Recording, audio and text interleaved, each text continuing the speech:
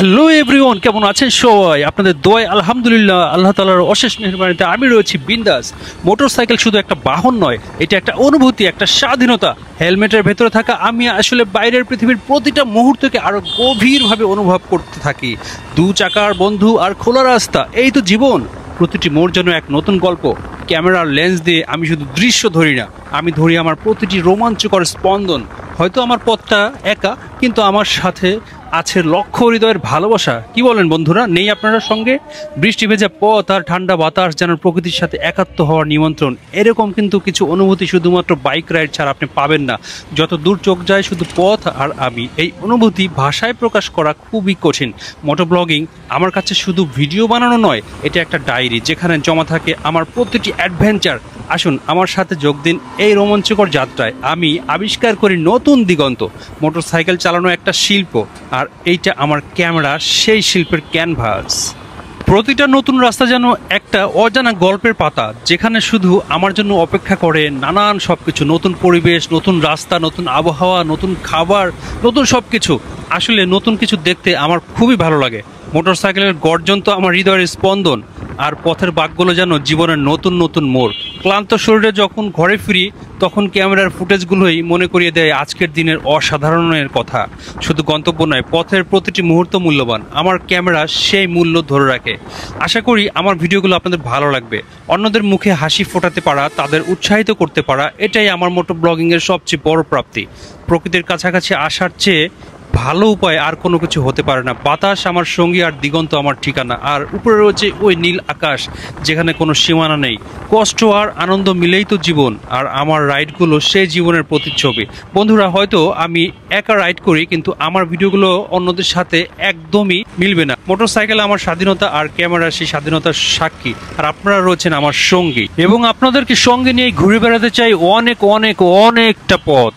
Motorcycle চালানো মানে শুধু এক জায়গা থেকে অন্য জায়গায় যাওয়া নয়, এটা নিজের ভেতরে সত্তাকে খুঁজে বের করা, অনেক কিছুর অনুভূতি নেয়া। ছোট ছোট মুহূর্তগুলোকেও ক্যামেরাবন্দি করি, কারণ হয়তো সেটা কারোর মুখের হাসি ফোটাতে পারে।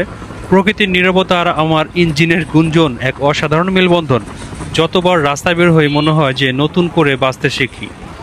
সবার প্রতি একটা রিকোয়েস্ট রইল, আপনারা যারা মোটরসাইকেল চালান সবাইকে বলছি, প্লিজ হেলমেট ব্যবহার করবেন। হেলমেটের কাজ ভেদ করে দেখতে হয় নতুন নতুন পৃথিবী, যেখানে শুধু গতি আর প্রকৃতির গান। আর সেই গান শুনে ক্যামেরার আলোয় ঝলমল করে ওঠে আমার প্রাণ। প্রতিটি রোমাঞ্চের মুহূর্ত।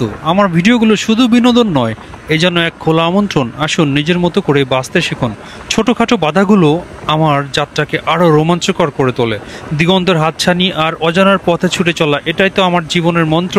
প্রতিটি রাইড শেষে আমি যেন আরও একটু পরিণত হই, আরও একটু বেশি উপলব্ধ করি জীবনকে।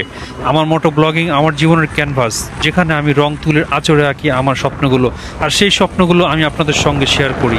শুধু সুন্দর দৃশ্য ক্যামেরাবন্দি করাই নয়, আমি চাই আমার দর্শকরাও খুঁজে পাক তাদের ভেতরের সৌন্দর্য। মোটরসাইকেল আমার ডানা, আর রাস্তা হচ্ছে আমার সেই আকাশ, যে আকাশে আমি ডানা মেলে উঠতে পারি।